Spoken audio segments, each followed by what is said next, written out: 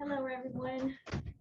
Welcome to the computer science first year computer science, math, and physical sciences timetable registration session. My name is Claudia. I'm so happy to see all of you and to have you back in person. Just to feel the vibe and so that's great. So all right. So I don't have actually any handouts, but I just want to make sure that don't worry about any of the the slides are going to be available to you on Quercus so that you can later refer to. But if you want to have just jot down some things, feel free to do that and also ask questions. Like you can raise your hand to ask questions before I go to the next slide or something like that. That way I can just become a little bit more interactive this way. So just give you guys a few more minutes. Jared, have we? Yeah, we're ready? good. Yep. So we start at 11:30. So we actually have a little few more minutes before we're waiting for the other. Maybe just wanted to get to know a little bit of you. How many of you admitted to this computer science, intend to go into computer science? Raise your hands. Okay. I'm surprised, only less than half of you. Okay, all right. How about math? Stats? Really? Or are you just shy? All right. How about geophysics? Who wants to be the next astronomer? Yes. Good. Thank you. All right. Okay. So all of you are welcome to this session. And I am going to. I don't know. Have any of you started looking at the calendar? Some of you see how many keeners are here. Okay. You know what? Don't worry about it if you haven't. We're gonna. This is what we're gonna go through. Yeah. Okay. So let me know if you're ready to. If I can say hello to everybody else that are tuning in online.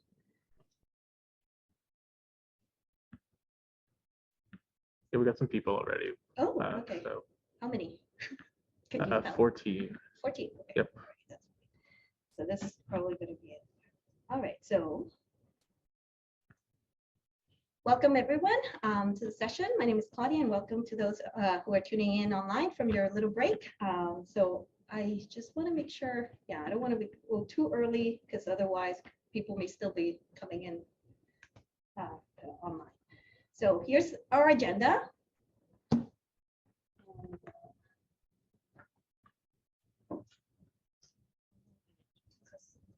We're supposed to start at 11:30.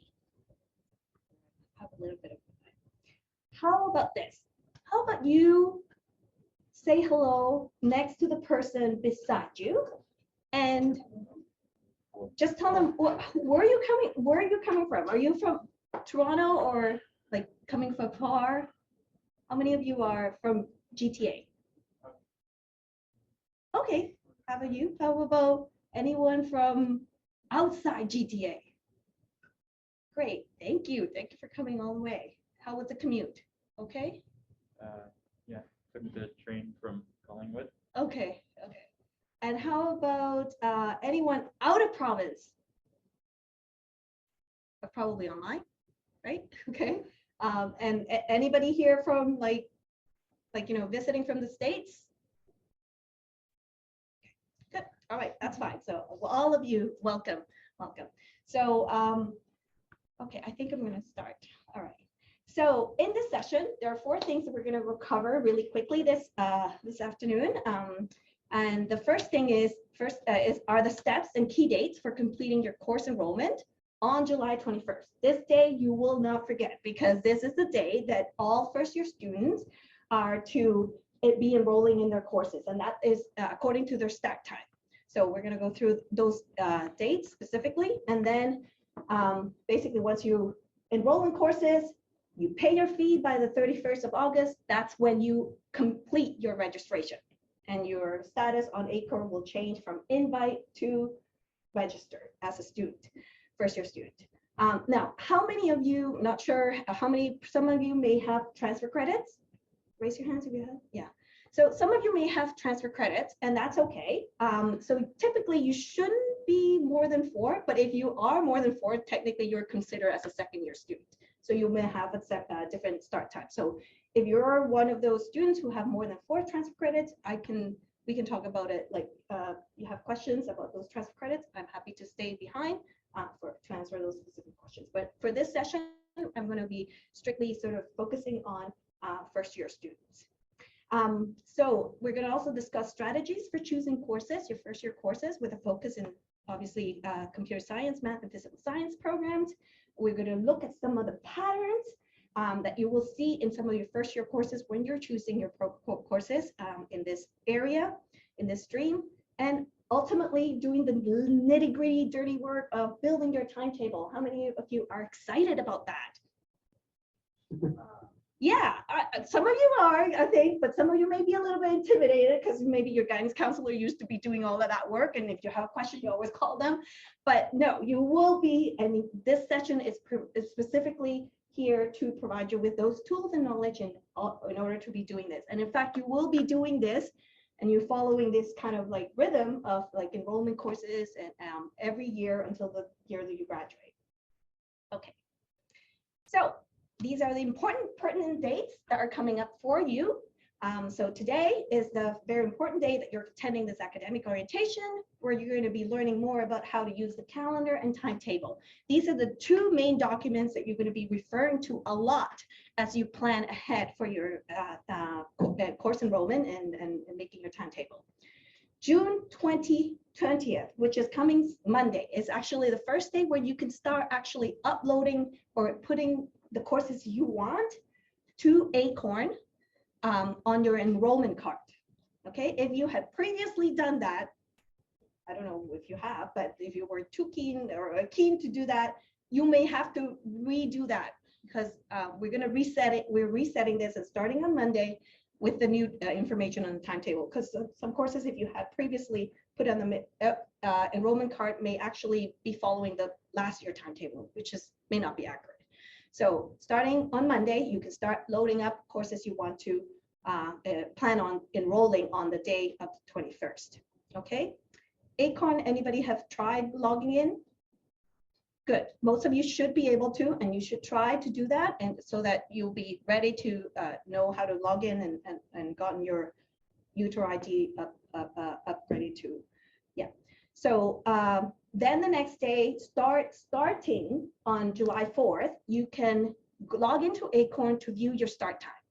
Start time for first-year students on the 21st of July is actually determined by your admission category. So some of you will be going first, and then later, so whatever start time is given to you, it's really broken down by admission category. Okay, this is just so that we don't get everybody logging in at 6 o'clock or 9 o'clock and then it's going to jam the program. You will go according to whatever start time you. That's why it's important that you log in starting on July 4th to note what that start time is. Then on June 21st, you will log in to Acorn and start. Hopefully you have by then put in the courses that you want and tutorials and lab sessions already in your enrollment card so that you'll be ready on June 21st at your start time to enroll. So you're not just scrambling to see what section or which lecture section and so on and so forth. Okay, so that's the 21st. So after that, basically it's called, that's when your first priority enrollment period starts. Many of these courses will have priority control. And so if you're a first-year student, a lot of the if you're worried about, so basically the way how it works is that the priority is that you are bidded into a specific category, right? Admission category. So you, in some ways, some courses, first-year courses are reserved for you to have priority. So if you are in the computer science, math and physical sciences, you will have priority to add those courses. So even though maybe a humanities student may start first, for example, like, I don't know, but if they start first, don't worry, they're not going to have that priority, right? So that's why it's important. It's called the priority enrollment period, which is the optimum time that you should go in. Now, there may be times that you may want a course that you don't have a priority for. Not to worry.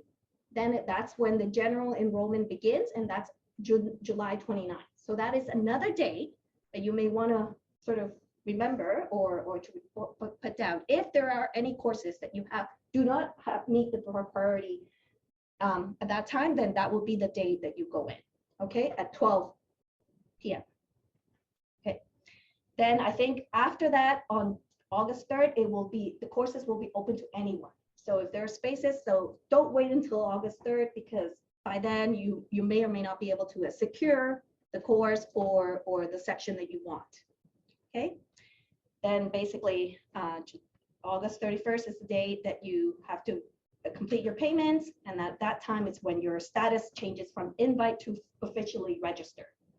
If you're not registered by then you will lose your courses.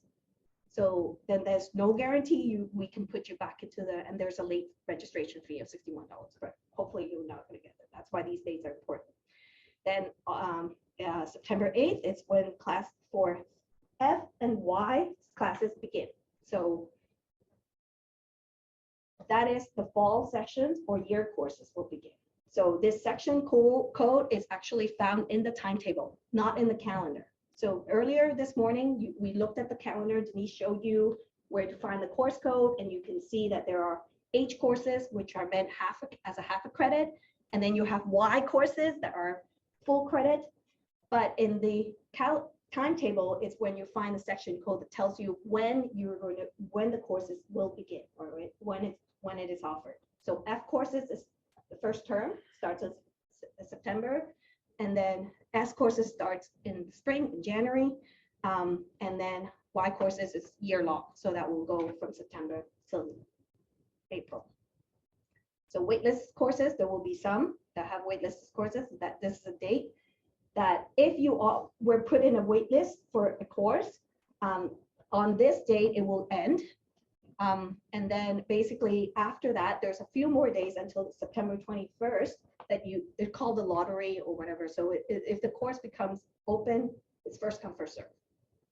That's sort of all the gist and all the dates are you can find that in the academic deadlines. Okay, so any questions about the dates? All right, so we talked about the main tools that you're going to be using basically to find your courses. And so the first one that Denise referred to, so everyone should probably bookmark this, the Faculty of Arts and Science /current. That's where you find the calendar and the course timetable. So in the earlier session, you have already looked at the Faculty of Arts and Science, and I believe there was a question about the hours, lecture sections, and stuff like that. So basically, in the calendar is where you find all the course descriptions, including the hours of lectures or tutorials that you will need, and sometimes it's practicum, which is like labs. That usually means half credits is typically anywhere from 24 hours lecture, right? So it may include more tutorials or lab, and then a year course is double that. So it's a good reference if you are coming from another and you're trying to compare a credit system with other universities. So other than that, it's just information for you to have. So the course timetable is what we're going to be concentrating on today, and then there will be some references, specific information about courses and course offering. You can also check directly with the department website, and then they have more information. So strategies. So as Denise already pointed out, this is like you need to figure out what your core courses are. And the way you do it is by really browsing through your programs and see what are the first year requirement courses. One of the things that you will need to really pay attention to is the admission requirement that's pointed in the calendar. For example, in computer science, I'm going to show this example. But it's finding out, it's listing those core programs that you want. For example, I'm interested in math. I'm interested in possibly data science. Also, there's a lot of course overlap. You'll see that the first year courses are quite, like, there are lots of overlap. So, but then listing all of those courses is really a priority list that you're setting yourself, right? And then seeing what other programs, if you look at the program more fully, you will see that there are lots of certain programs, specialists, will have focus, like areas of focus, like, and those things you don't need to worry right away, but it actually is helpful for you to look into, because then it just guides you to see what other possible courses you may want to prepare yourself in the upper years. And then what are the courses within the program that are theme-based in that focus. So the focus is actually not something that extra that you have to add, but it's that you do. It's not considered a program, but it's part of the major perhaps, or the specialist that you may do or choose to do, and just basically a guide to what other courses you may want to do if that is the focus that you want to do. Another thing that you will notice when you're looking at program, and it's probably good to do that, is notice some of the cross-listed courses. For example, if you are in statistics, or if you are in computer science, there will be lots of different focuses that are pulling courses from interdisciplinary from other programs. For example, you can do computer science that can be applied to linguistics, AI, cognitive science, or psychology, or more on the sociology, or geographic information system, or economics. So these are all areas that you could actually think, right, that you may want to do or acquire more knowledge on, in order to sort of complement your area of expertise, for example, in computer science or math or data science. Okay, so that is something that you may want to really sort of pay attention to. And so if you are interested in linguistics, then maybe you would then go into another linguistic program and see what other first year required courses, and then build your core courses that way. Now, the next thing that you need to determine when you're choosing courses is, what is the course load? What is the course load that you plan on doing? So a full course load within the University of Toronto Faculty of Arts and Science is 5 full credits. That's considered 100% course load. Okay. Let me tell you, that is also what you're going to be paying for, whatever, because that's a flat fee. You can actually enroll up to 6. But I think what generally I would say, aim to enroll in stick to 5, or be enrolled in 5. You may want to find yourself, okay, maybe dropping some courses or changing along the way. That's okay. But the course load in your mind should be to be doing that. Now, I just wanted to stress this because 100% course load is already quite, it's quite demanding already. So if you want to add more, it's considered a course overload. But you can actually technically do that on your own. But for your first year, I really want to stress not to go over that. So especially in the beginning, you might find that, oh, maybe this is all very easy, and you can, I just don't want you to be spending all that time in 6 and then ultimately having to drop, which then you could have focused on the 5 courses, right? So so that's 5 credits is what you need to do, and you may want, it's important to sort of look into planning for the entire year, right? So not just planning for the fall, but planning for the entire year and making sure that the course load is even and balanced. Now, if you're going to be doing 5, you're going to have you find your core courses. You will inevitably have some room to do what you call electives, which are, so electives doesn't mean just any courses. You can still be intentional about what you're going to be doing for electives. So you could be saying, okay, what other areas do I want to explore? Or maybe maybe have a review. How many breadth requirements? Is there any other breadth requirements I want to take? Or maybe I want to take a foundational course, right? Or something fun to do, to throwing in the mix, so that, I've spoken many years to students. It's always good to actually have something throw in the mix and not be all focused in your 1 or 2 areas. It's always good to have a variety of courses. So this is just generally how you may want to also think ahead. Some of you may be working, maybe have another extracurricular that you would be doing. So you may decide, oh, I'm actually not going to be doing 5. I want to do 3.5, which means that you may want to still full-time. The university considers you as a full-time student if you are in 3 full credits and above, or 60% and above. But and then you, if you take less than 4 credits, you are eligible to go into pay per course. So you go into a different fee schedule, and that's something that you may want to determine at the beginning when you're choosing courses. Okay, so it's important to follow your interests. So what do you like to read upon, like, explore? These are all things, and then maybe look into the first year foundational course.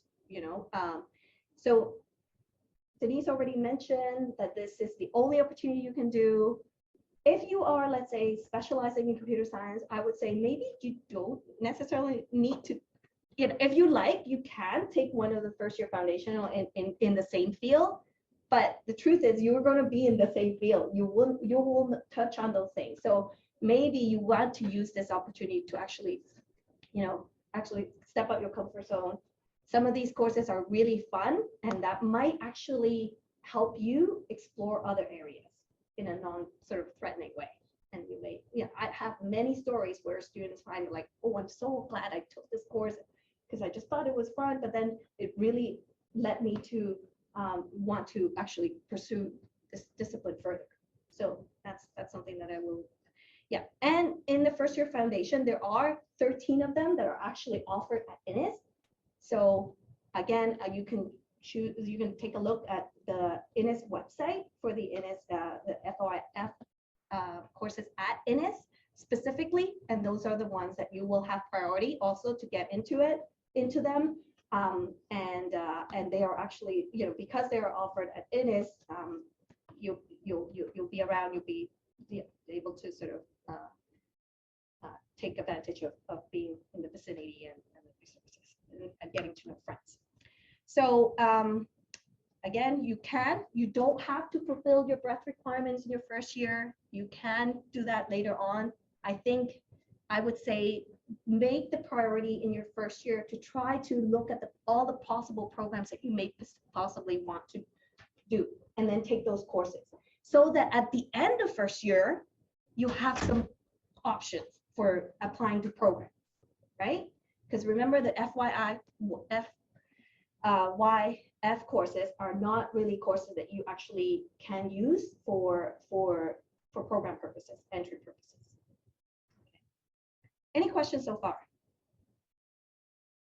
Yeah, and honestly, the programs for, like, I would say, again, make sure that you could choose a 3 to 4 major areas. Whereas you're going to do whether you're going to do a specialist major minor at this point is not that important. You can change, you can fine tune your programs all the way till the year you graduate. So that's what we are here to help you. So every spring you have, you're considering after you take more courses, you can adjust those things. Okay, so now this is an example where I take from the calendar. So one of the things that I mentioned, again, it's important to sort of look at some programs have options of doing specialists, majors, and minors, right? So this is an example of, let's say, major in computer science. And one of the things that you really want to pay attention is enrollment and requirements, and what are the courses that you need to do. So then they will list out, these are the core courses in your first year, if this is the program that you want to get into. So that means that these would be your first courses that you, like core courses, what I would call core courses. And they'll have specific, some of them will mention that this is a limited enrollment. Some of you have guarantee into this program. So that all that means is that you will need to take these specific courses and meet these requirements. And then at the end of the spring, you should be able to get into the program. Whereas some students, maybe they didn't apply straight to the admission category at this point.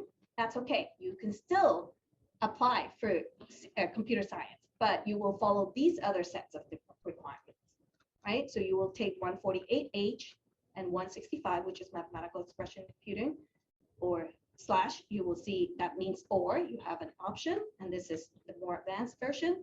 And so based on this, the minimum grade on average of this is what's going to be the cutoff in this grade. So it's determined by how many, like, it changed from year to year, But it will, and then there's actually a supplemental application that you will have to follow through if you were to apply to computer science in the spring without the guarantee already.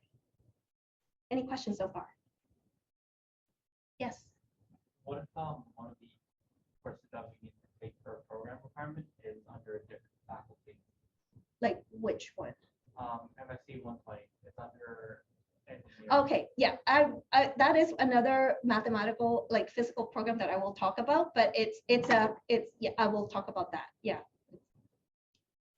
Okay, so basically, once you go choose your courses from using the calendar, then you can proceed to the timetable where it will actually tell you, okay, they will give you the course code, but then it will tell you a section code. So for example, this CSC 1110, it's a full year course, but it's only offered in the fall term. It's compressed. So course load wise, it's actually considered a 2 in that term because it compressed. You know how normally it's Y course that can constitute like one course across, but because this course is compressed, you actually need to consider it as taking 2 half courses that term. Okay, so there's a difference. There's a little bit of nuance in terms of like determining how many credits, full course equivalent, what we call FCE, you probably hear it a lot, but also the term load is different. Might be referring to different things. Okay, so generally speaking, when you look at the timetable and depending on how the course is being offered, some of them are only offered in the second term. Some of them are, math 2 to 3, for example, linear algebra. You can take it in the first term and second term. That means you have a choice, right? And so, but how you plot those courses, that you need to actually check what the timetable tells you when those courses are offered. But also, you need to look at what. Sometimes you may need to check the prerequisites, co-requisites, and exclusions instructions on the course description in order to determine whether you need to take it in the first term or second term.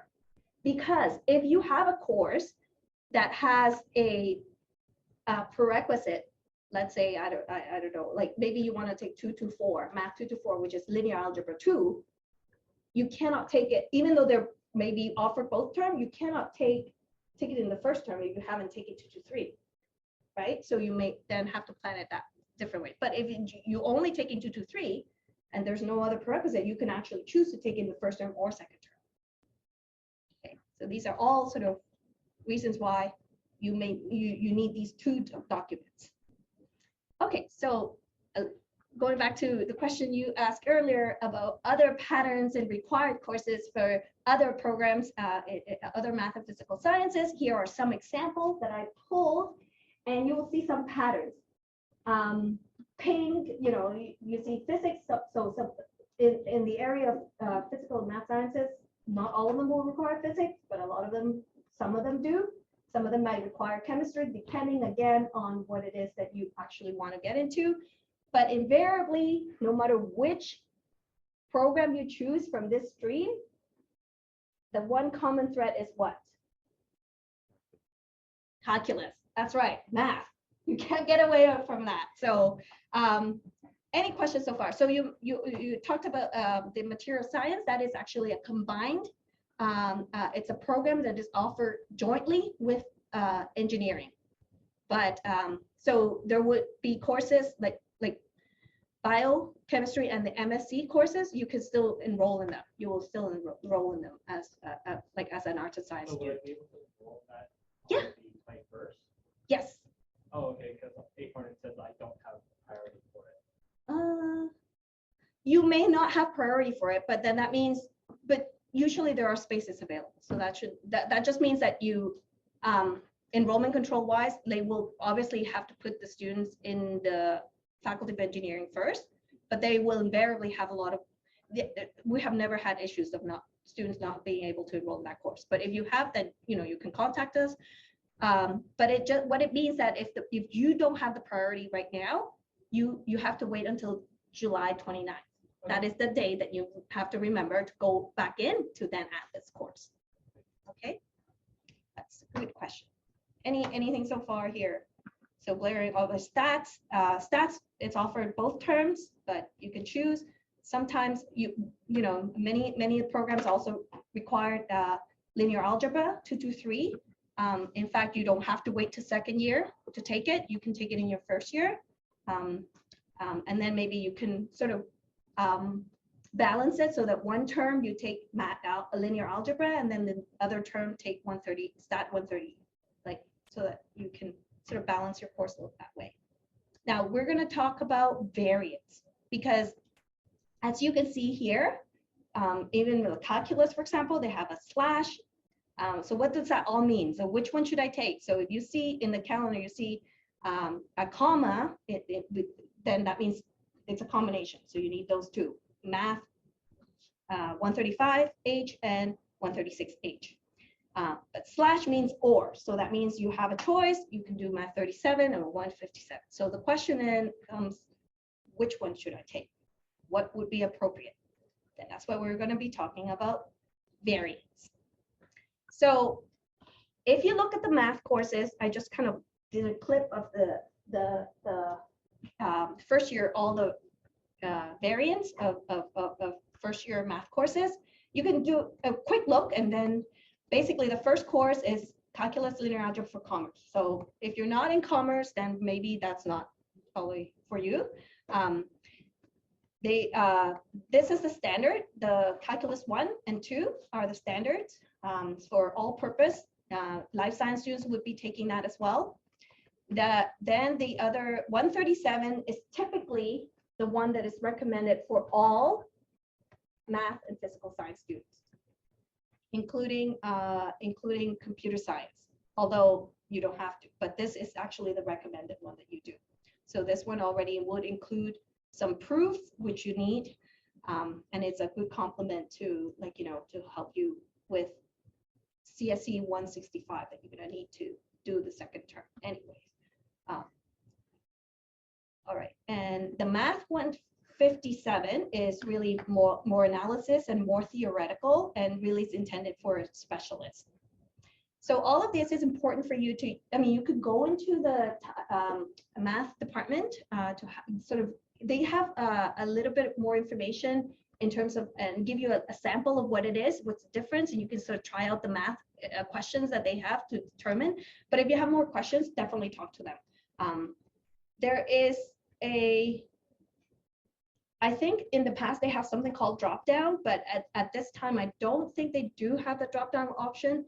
But for students enrolled in the math 157, make sure that in the first couple of weeks or so, talk to the prof. They will do a little bit more sort of in-depth like analysis for you to decide. So you have till the 21st maybe to decide to switch down.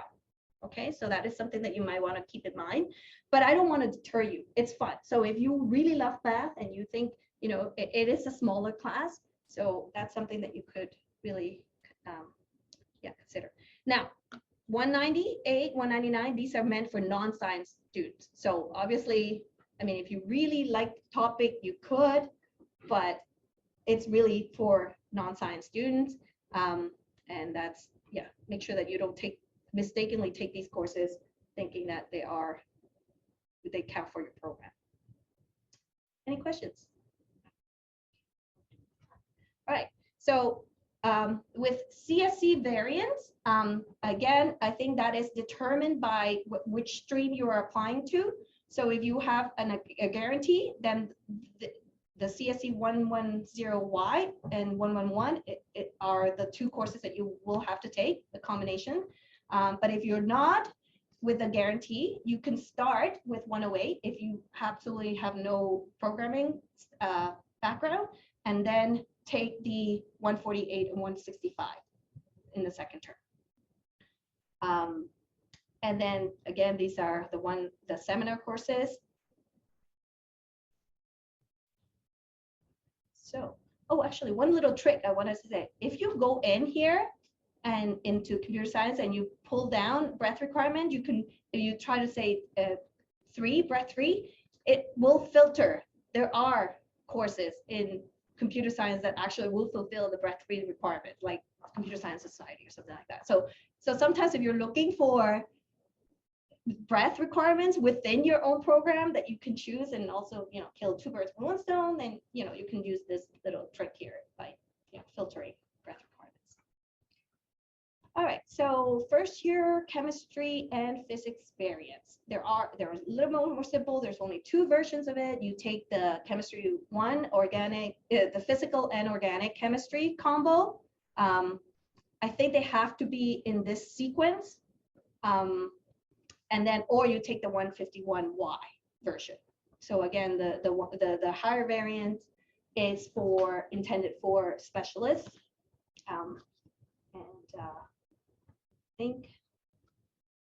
So there are lots of fun seminar courses that you could pick, including there are series of 200 level courses if physics is not your thing, but you would.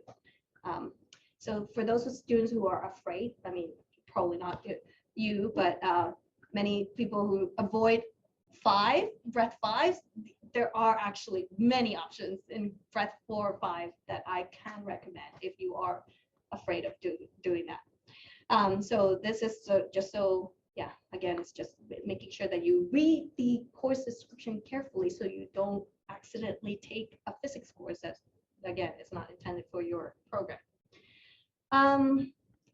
Now, statistics. This is one that I commonly get a lot of questions because there's lots of different versions of it. You don't have to worry about it in your first year, except that if you want to do stats, then you will take 130. But in your second year, these are the common.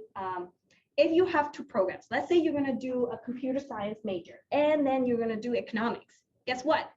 You both programs require statistics. So the question is, which statistics should I take? Should I take Echo 220 or stats like 237 or 238, which is for computer science, or the regular stats? So actually, if you have questions with those, you normally should take the harder version, right? So if they say, so in this case, you will, take the higher variant in general. So, so for example, also if you're doing, I guess it would be any of the social sciences, for example, many of them will actually require stats, and they have a specific stat in their program, like psychology have their own stats, but those are applied stats. They're not going to be as rigorous as, taking the stats from the stat department. Right, so if you are in programs that requires applied stats, and then you are also in a physical math program that requires stats, you should be taking the higher stats. And then the other one you can probably be waived or accept the higher stats in lieu of that. So don't need to be taking both. Any questions? All right. Okay, so final thoughts on variance. When considering a more advanced option, obviously what's needed, be sure to evaluate your interest and capability to take the right math. And so it's important for you in the first couple of weeks to really try to gauge, okay, is this the right one? Or should I be talking to the prof? If any concerns, try to address it in the first couple of weeks or 3 weeks. Okay. Get advice from experts, so departments are there to help. And some drop-down options may exist, but you will find more information with the department, and the faculty probably will be announcing it in class if there's issues. Usually they will have, the first test or first quiz, and then they will announce certain, make an announcement if there's an option to do that. Okay. Talked about it. Okay. So pre-university courses, some of you want to, I think some of you have already heard about the Arrive Ready. So they have a pump program. I think it's free if you enroll in the Arrive Ready math and physical science program. So the courses, I think the deadline is coming up. Register, no, actually July 15th, but the courses start actually in mid-July. So I think this is just something for you if you're interested. Check out the Arrive Ready. But if you're not, if you're a transfer student, and so you weren't, you don't qualify for the Arrive Ready, you can also contact the math department to ask them to enroll in one of these pump programs to help So building your timetable. Now, this is the part that, is the fun part for you.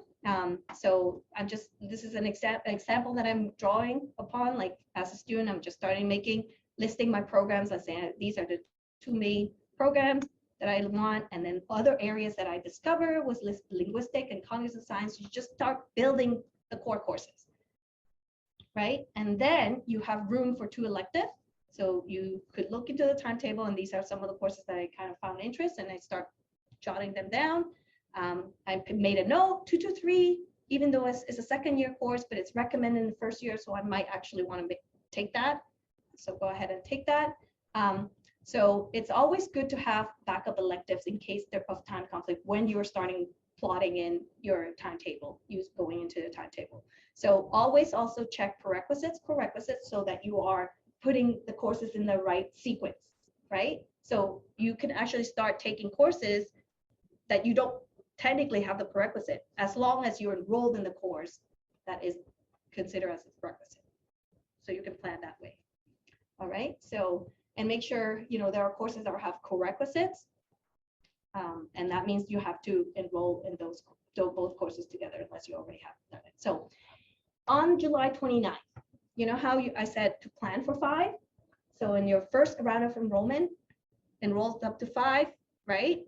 And then on July 29th is the day that the priority drops. And so you can pick up those other courses that you didn't previously have priority for. And then you can also add a 6th course. So let's say you're kind of like toggling between the 2 and not sure.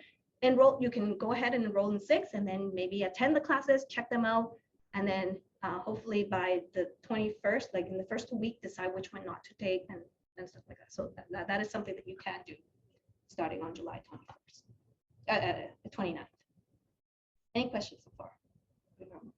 Yes. Is this slideshow going to be available anywhere? Yes. Denise said it will be in the Quarkus page. Back in the Quarkus page, we'll make it available for all students. Okay. Yeah. All right. So we talked about that. So I'm not going to really. I think we talked enough about this. I would say try to limit yourself to not taking no more than 1 full credit equivalent in FYF courses. So yeah, that's that. Other than that, this is a web, the link where you can go straight to look at the 13 FYF courses that are specifically offered at Innis. So the location, the prof is coming to Innis College, so you'll be in the vicinity, in the community. So if that's something that you want to do, I highly encourage. And you will have all Innis students actually have priority to enroll in these 13 FYF courses before it opens up to other students. Okay. Any questions? All right, so it's important that you plan for both terms. So don't think that, oh, okay, I'm only going to plan for the fall. You actually need to enroll and plan for both terms, because if you wait, then you may not have courses for the 2nd term. Okay, so it's important, and it's important again to balance the course load and the section code. So as I mentioned before, we have 2 academic sessions. Your academic standing is determined at the end of the academic sessions. We have a fall-winter session and the summer. The summer actually mirrors the fall-winter session, except that it's compressed. That's why in the summer, you're allowed a maximum of 2 full credits, right? And then you also have half courses, courses that go in the 1st term or 2nd term of the summer, okay? Let's see. All right, so this is more about the definition. So the University of Toronto determines your fall-winter course to be 3 and above as a full-time student. So it doesn't actually care how you load it in terms of but OSAP, other third parties might have their own definition. So I just want to make sure that our definition is the entire fall-winter session. But for OSAP, they might actually need a course load per term to determine that. So summer session, the maximum is 2, and full-time is 1.5 credits and above. There's a fee schedule that you can check. if you're taking less than 4 credits or plan on taking less than 4 credits, you can change your program fee to per course fee. So then you're paying per course as opposed to paying the flat fee, which is prorated at 5. So if you already know for whatever reason, for accessibility reasons or whatnot, that you normally don't follow, like you don't take a full course load, then it's important that you check this out and maybe change the per course fee or speak to your accessibility advisor about changing it to per course fee. Okay. All right, so this is the timetable builder. I am going to hopefully see if I could go straight. Oh no. No. The gray button Start without. under the blue. Yeah. This one? Yeah. Okay. Oh, now? Probably, yeah. I hope that's not. Oh. Can Yeah. I just go to the web? Yeah. Now. Is this right? Yeah, okay, so this is it. I think we're in. Yay. Okay, so this is a timetable builder. So I'm gonna just do a really kind of live demo. This is actually my first time doing it. We used to, there was another system. This is a new one.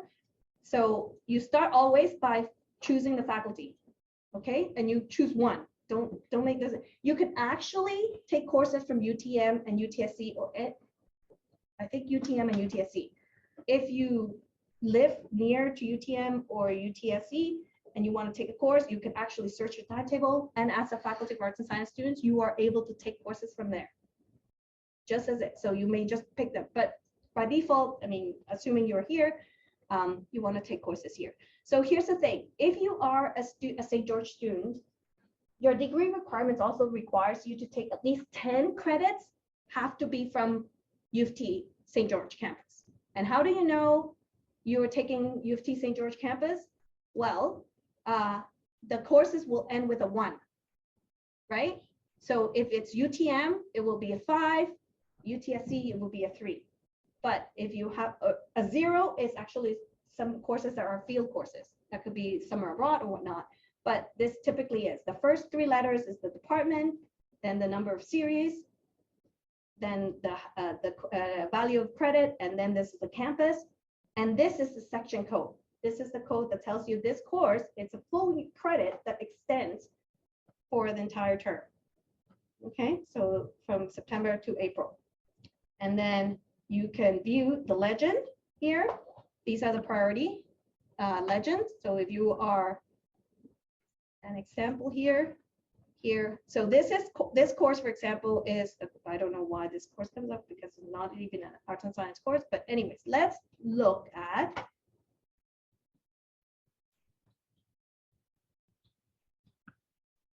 so when I put key in the code here, you will see that there are, I can actually, there is a choice of doing a first term or second term.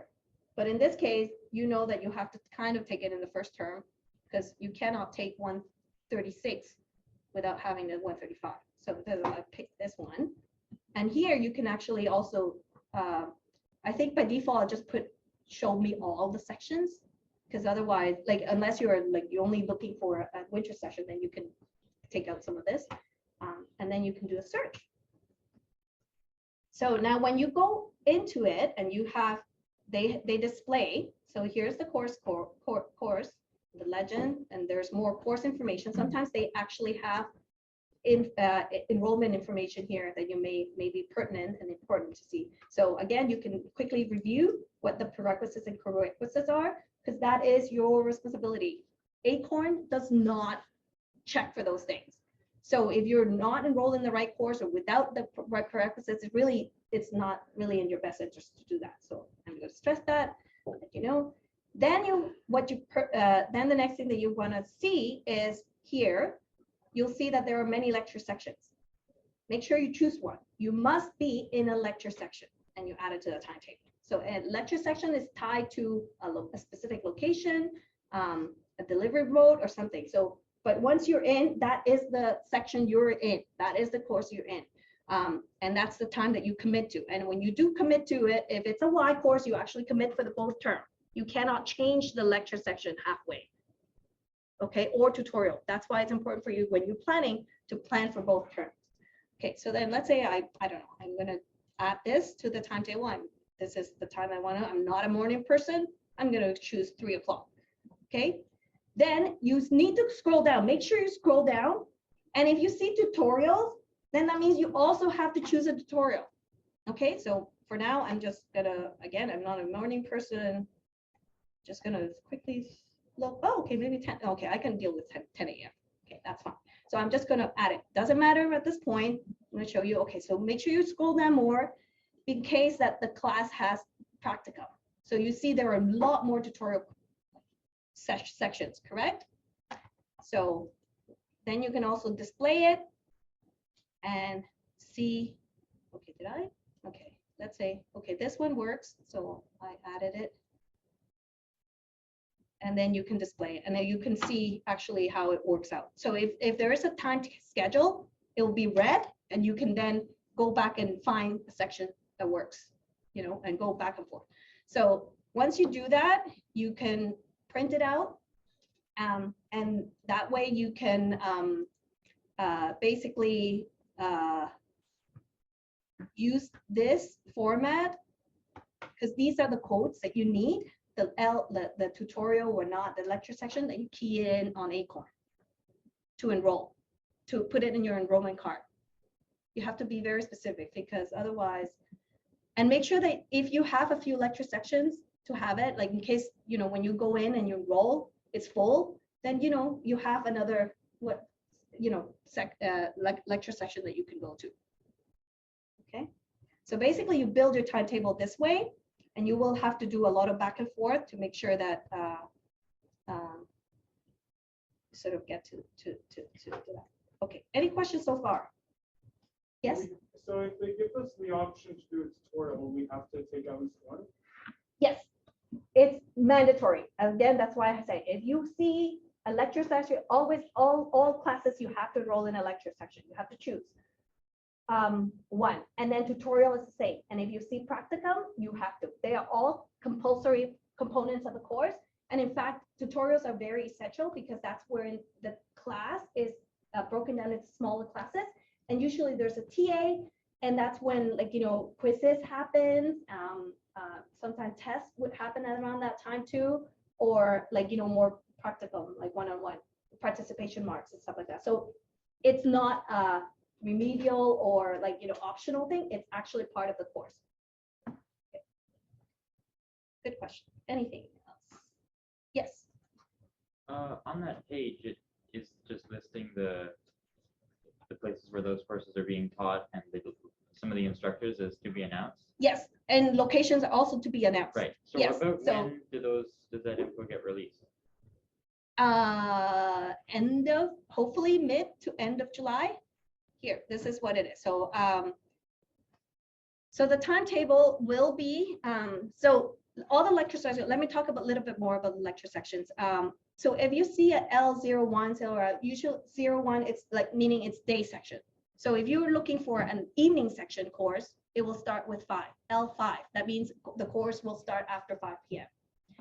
You can go ahead and schedule one course after another, because technically during the day, in-person classes start 10 minutes after the hour, right? So technically you have 10 minutes to go from one class to another. So location-wise, if you see something central, east, you might right now may get a general sense of what it is. So if you see, so this is generally how the campus is divided, right? Like, so this is, the star is where Innis is. So we're on the west side of campus, then the central, and then you have Queens Park, that, you know, the other side where St. Mike's and Victoria College is. All the science ones are on the west side in this quarter over here. So so generally that's where classes, but your classes could be anywhere on campus, especially tutorials. Yeah. Yeah, so is there gonna be like something that? Yes, so they will be in later in July, you will get, the timetable will be updated with the actual locations. So then you will be providing with let me see if it's open.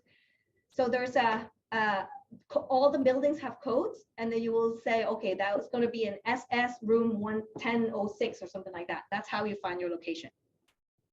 But all of that information will be updated like in late July, August. Right now, they may post like, general, like it's going to be on the west, east, central. So that's sort of to give you a little bit of bearing where that be. Typically, like I said, you can schedule one lecture after another if it's the same sort of within, you have 10 minutes to walk to one class to another, right? Evening classes start on time, like 5 o'clock or whatever on the hour. So they might let you out early or may have a break, but typically that's how it works. Any questions? I think there's usually not issues. Hello. Yeah. So we were not able to see the timetable demonstration.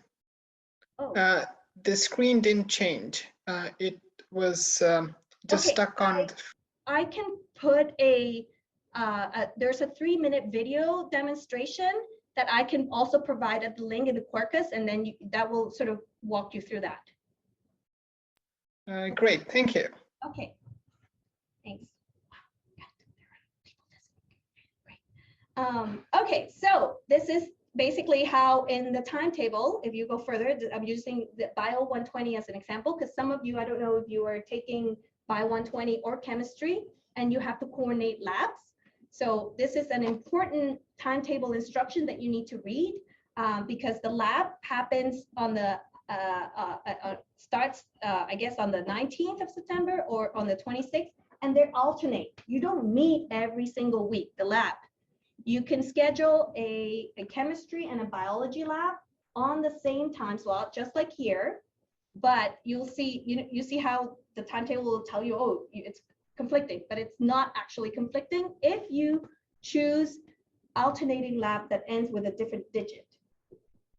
Okay, it could be like for your chemistry lab, if your tutorial is tutorial 0101, you choose the same time biology lab, but in tutorial 0102, for example, ends with a 2. Then that will ensure that you're alternating the lab on the same day, time. Okay, physics lab has to be on its own. So if you're taking physics, you meet every week, and that is on its own. It's not, should not be alternating with any of the physics or any of the biology or chemistry lab. Any questions so far? Excited? Getting excited? So actually on the timetable tool, you can also block up time. So if you know you're going to be working, block it out so you can see that and then build your timetable, personalized timetable that way. Okay. All right, so Acorn does not prevent you from making enrolling in courses that are conflicting. So again, it is your responsibility to make sure that there's no time or avoid as many as possible. And then also try to, don't worry if your tutorials are conflicting, because there are just so many more tutorial sections that you can work around your other lecture sections. So you may sometimes find yourself, having to go back and find other tutorial sections that work for your other lectures that are less flexible, because there are obviously less lectures than tutorial sections.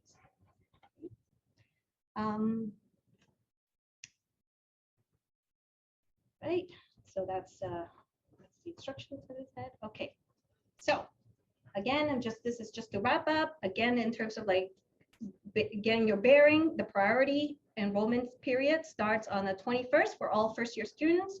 I guess it depends on the number of credits that you complete. That determines the year. So if you have less than 4 transfer credits or less than 4 credits at this point, you are considered a first-year student.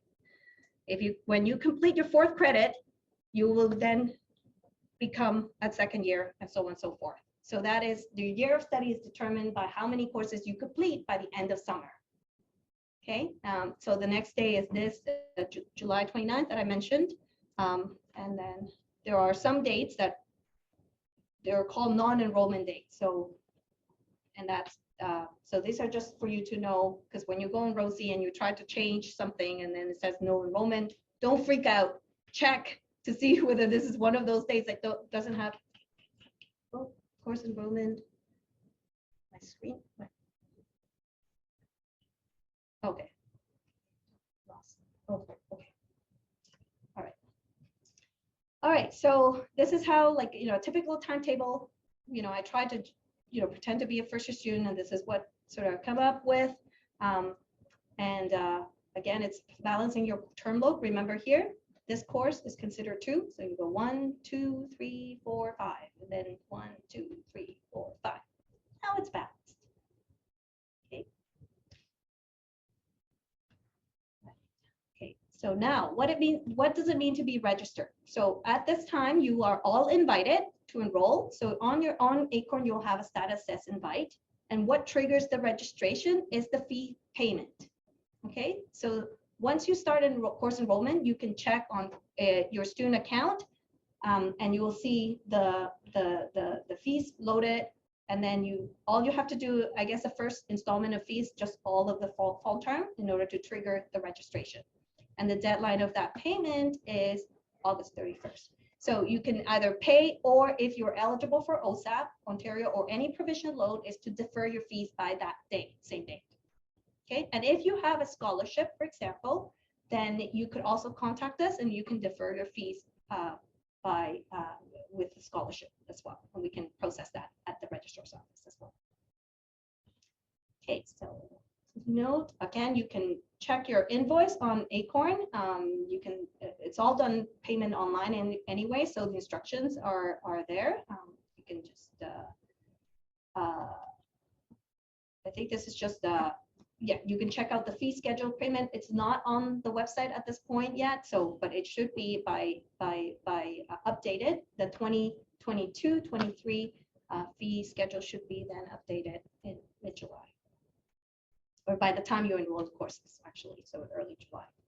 Okay, so final thoughts. Again, it's important that you check your prerequisites and requisites and exclusions from the calendar, as they are not going to be preventing you.